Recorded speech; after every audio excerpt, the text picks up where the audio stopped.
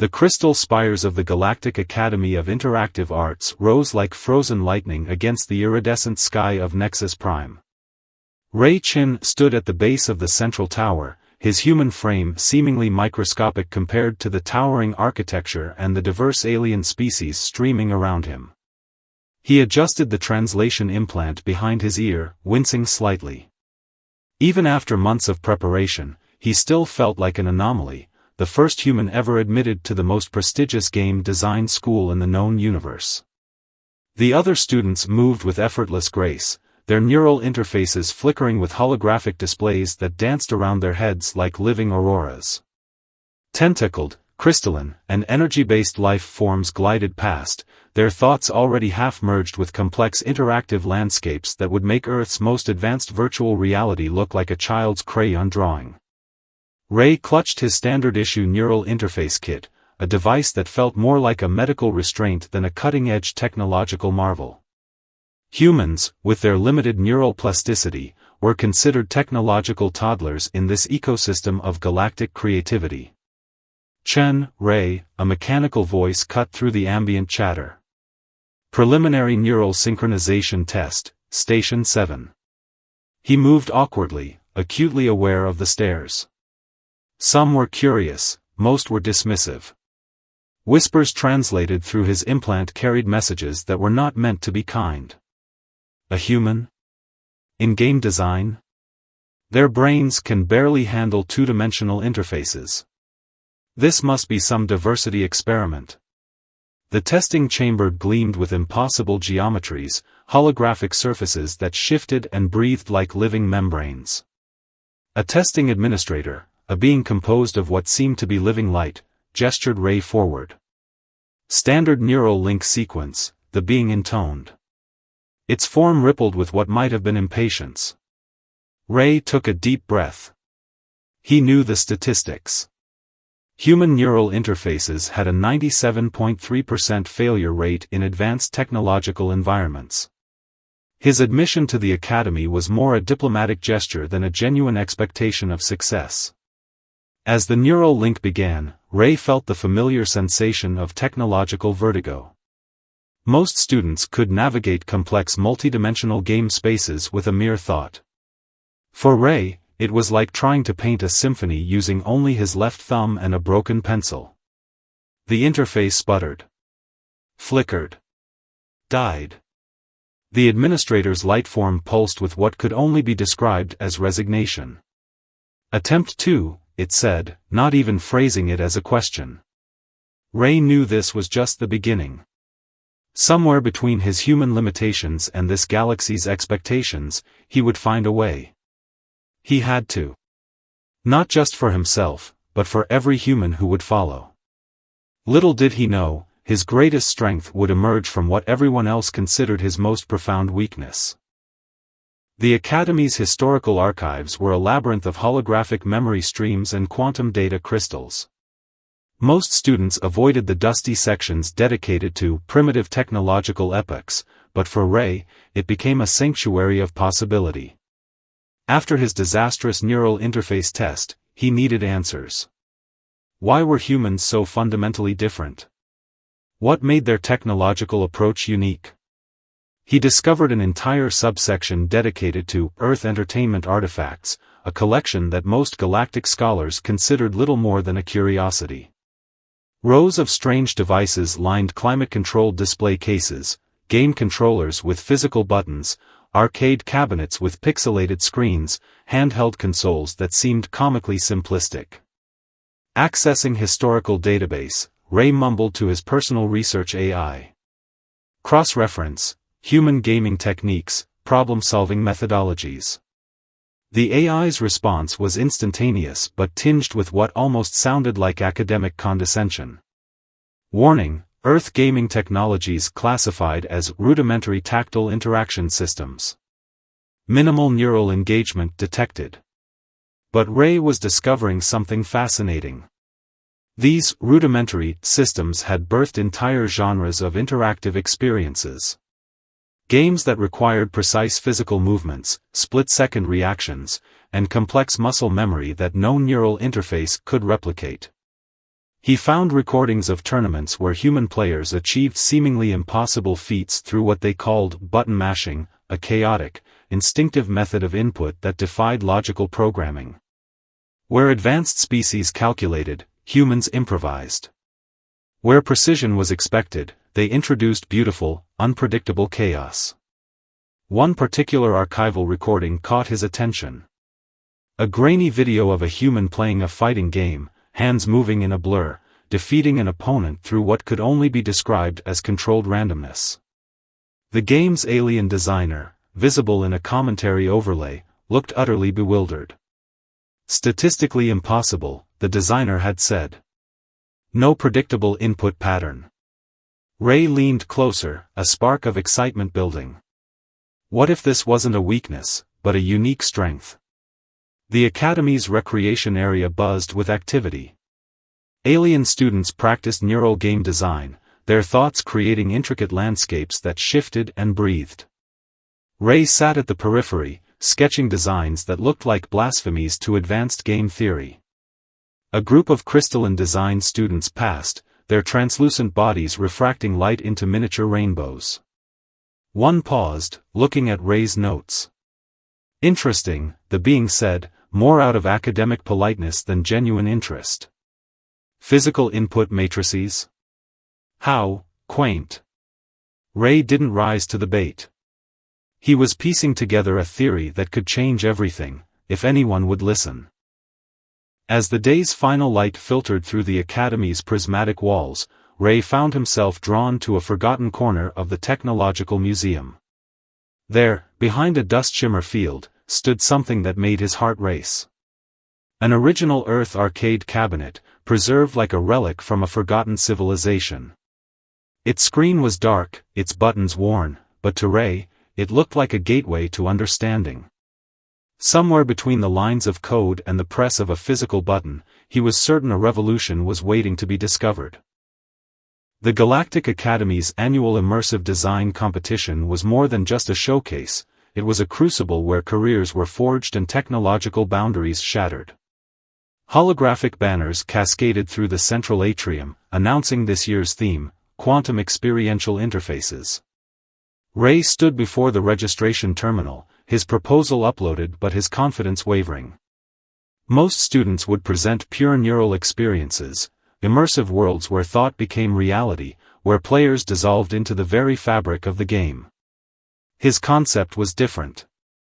Dangerously different. Entry 7392, Chen, Ray, the registration AI announced, its tone flat and uncaring. Proposal, hybrid physical neural interactive system. A ripple of silence spread through the nearby students. Crystalline design majors turned translucent tendrils of curiosity toward him. Plasma-based life forms flickered with what could only be interpreted as amusement. Professor Zarn, the competition's head judge, approached. The being was a living algorithm, its form constantly shifting between geometric patterns and pure energy. Explain your proposal, Chen, Zarn demanded, multiple sensory appendages already scanning Ray's submission. Ray took a deep breath. Traditional neural interfaces eliminate physical interaction. My system reintroduces tactile feedback, creating a more holistic gaming experience.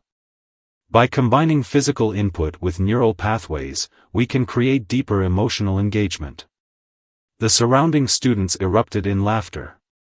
Not the cruel laughter of mockery, but the dismissive chuckle of those who believed they were witnessing a quaint, impossible dream.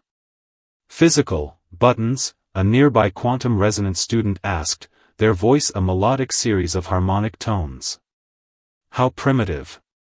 But one student remained silent. ZYX, a young being from the adaptive membrane species, watched Ray with genuine curiosity.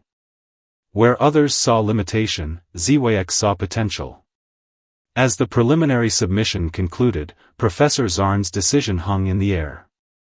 The rules of the competition were clear, any interactive design method was permitted, as long as it created a unique player experience. Ray's proposal technically met those requirements. But would it be allowed? The first challenge was not the competition itself, but simply gaining the right to compete. ZYX approached as the other students dispersed, their membrane-like form shifting with complex emotional patterns. "Interesting approach," they said, translator rendering the words with a hint of genuine intrigue. "Would you like help?" Ray looked up, surprised. In a sea of dismissive aliens, here was an unexpected ally. "I'm listening," he replied, hope flickering like a fragile flame.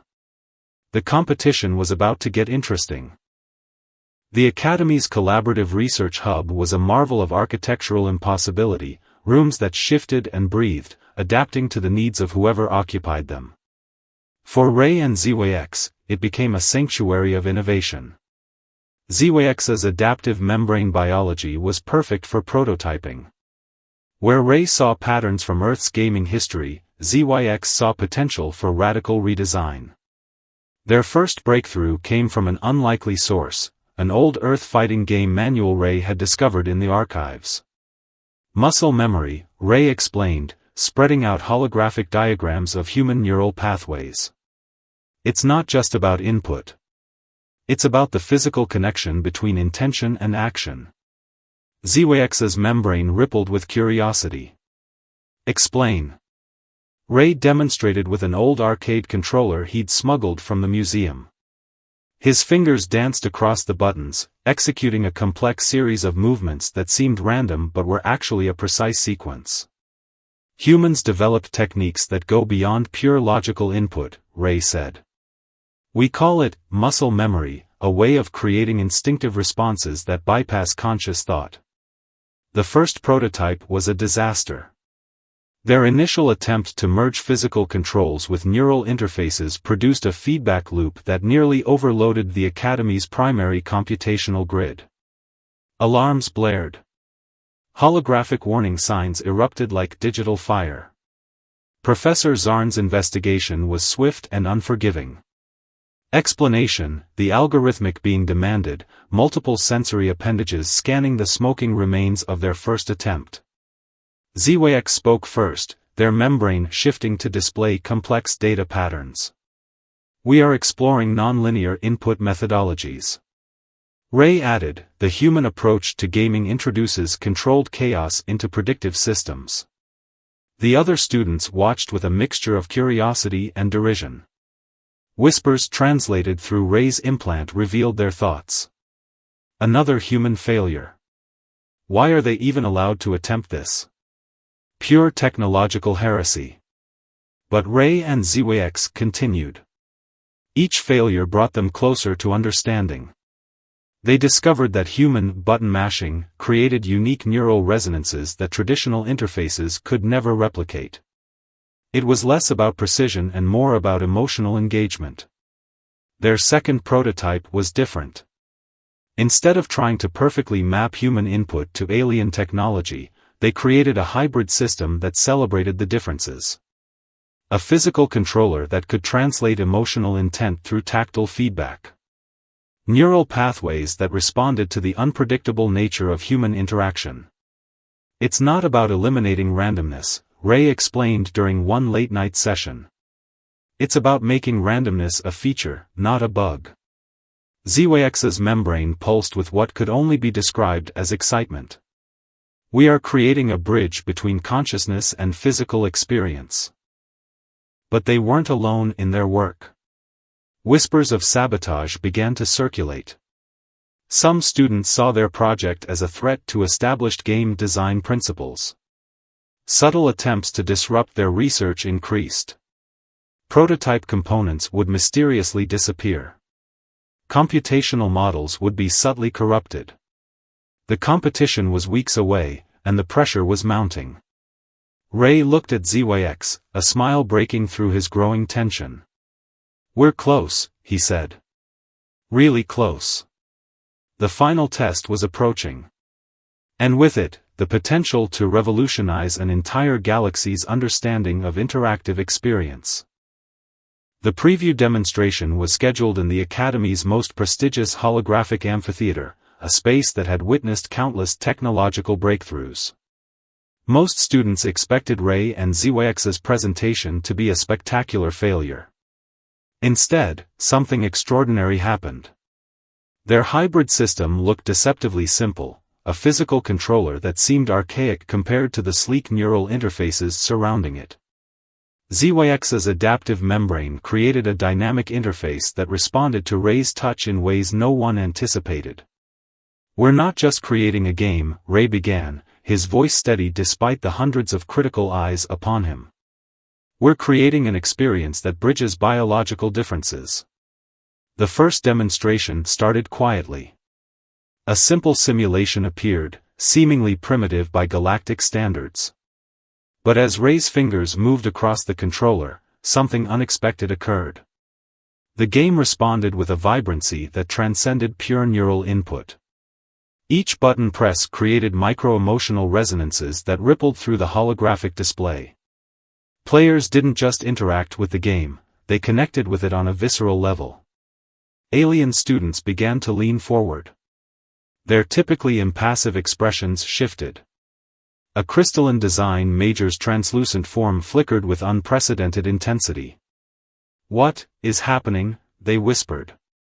The game wasn't just responding to input. It was creating an emotional dialogue. Where neural interfaces provided pure information, Ray and ZYX's system introduced something more profound, genuine feeling. Professor Zarn's algorithmic form pulsed with complex data streams. The being was simultaneously analyzing and experiencing something entirely new. Unexpected side effects began to manifest. Some students reported physical sensations they'd never experienced through pure neural interfaces. Emotional echoes that lingered beyond the simulation's boundaries. Physical feedback creates deeper neural pathways, ZYX explained, their membrane displaying complex biochemical diagrams. Humans understood this intuitively. As the demonstration concluded, the amphitheater remained silent. Not the silence of disappointment, but of genuine astonishment. Then, something unprecedented happened. A major galactic gaming corporation's representative materialized in the holographic space. Their presence was both a disruption and an opportunity. "Fascinating," the representative said, their form shifting between corporate data streams and sentient presence. "Very fascinating indeed." Ray and ZYX exchanged a look. They knew this was more than just a presentation. This was the beginning of something revolutionary. The gaming world was about to change forever. The final day of the Galactic Academy's annual immersive design competition arrived with an electric tension that seemed to vibrate through the very molecular structure of the building. Ray stood backstage, the vintage arcade controller tucked carefully in his hands. ZYX's membrane pulsed with a complex rhythm of anticipation and support. They had prepared for every possible scenario, or so they thought. Contestant 7392, Chen, Ray and ZYX, the announcement system intoned. Final presentation sequence initiated. The competition stage was a marvel of technological complexity. Holographic judges hovered in mid-air, their forms shifting between data streams and sentient beings. Each of the previous presentations had been a marvel of pure neural design, worlds that players could dissolve into, experiences that transcended physical limitations. Their setup looked painfully simple by comparison. Technical difficulties began almost immediately. The hybrid interface sputtered. Holographic warning indicators flashed dangerous crimson. For a moment, it seemed they would be disqualified before they could even begin. Ray's hands, trained by countless hours of Earth gaming history, moved with muscle memory that defied logical input patterns. Where a neural interface would calculate, he improvised. Recalibrating, ZYX said, their membrane creating a dynamic buffer between the physical controller and the neural systems. The other contestants watched with a mixture of pity and academic curiosity. Most believed Ray and ZYX's project was already a failure. Professor Zarn, the competition's primary judge, leaned forward. The algorithmic being's form flickered with complex computational patterns, analyzing, processing, judging. Then something unexpected happened. As the system seemed on the verge of complete failure, Ray's fingers found a rhythm. Not a programmed sequence, but a living, breathing interaction that defied traditional input methods. The holographic display began to shift in ways no one anticipated. It wasn't just a game anymore. It was a conversation between human intention, alien technology, and pure creative potential. The other students watched in stunned silence. Where their presentations had been perfect, clinical explorations of neural interface technology, Ray and ZYX's project was messy, unpredictable, and utterly captivating. "Impossible," muttered a quantum resonance student. "This defies all established interaction protocols." But Professor Zarn remained silent, multiple sensory appendages tracking every micro-movement, every unexpected data fluctuation. As the presentation reached its climax, the holographic display erupted into a living, breathing ecosystem of interaction. Not a perfect world, but a world with soul, with the beautiful imperfection that only limited beings could create. Ray looked at ZYX. They had either just revolutionized galactic game design or created the most spectacular failure in the competition's history. The judges remained perfectly still.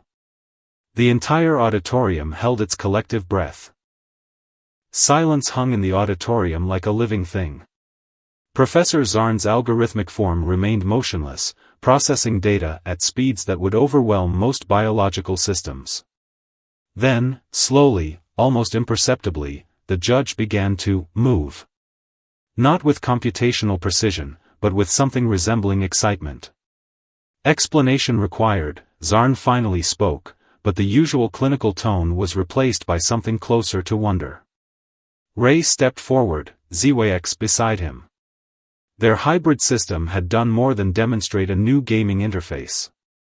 It had created a bridge between fundamentally different ways of experiencing interaction. "Our project isn't about technology," Ray explained. "It's about connection. About finding meaning in the spaces between different ways of understanding." The holographic displays around them began to shift, replaying key moments from their presentation. Where previous neural interfaces created perfect, sterile experiences, their system introduced something raw and unpredictable: emotion. The gaming corporation representative who had appeared during the preview materialized again, their form more solid this time. "We've been approaching interactive experiences backward," they announced. Removing the human, the physical, from the experience strips away its most fundamental component, feeling. ZYX's membrane pulsed with complex emotional patterns. Limitation is not weakness. It is the source of creativity. News of their presentation spread rapidly through the Academy's communication networks. What had begun as a seemingly impossible project became a turning point in galactic entertainment design. The competition's award ceremony was unlike any in the Academy's history. When Ray and ZYX were called forward, the entire auditorium rose, not in polite applause, but in genuine recognition. The Quantum Experiential Interface Award, Professor Zarn announced, is presented to Ray Chen and ZYX for demonstrating that true innovation comes from understanding, not elimination, of differences. In that moment, Ray understood something profound. He hadn't just created a new way of designing games. He had created a new way of understanding communication itself. The gaming corporation's representative approached them afterward. "We want to develop this further," they said. "Your system could revolutionize how different species interact, not just in games, but in every form of communication." ZYX's membrane wrapped slightly around Ray's shoulder, a gesture of solidarity that transcended biological boundaries. "Humans have always been bridge builders," Ray said softly. "We just needed the right opportunity." As they left the stage, the Academy around them seemed different.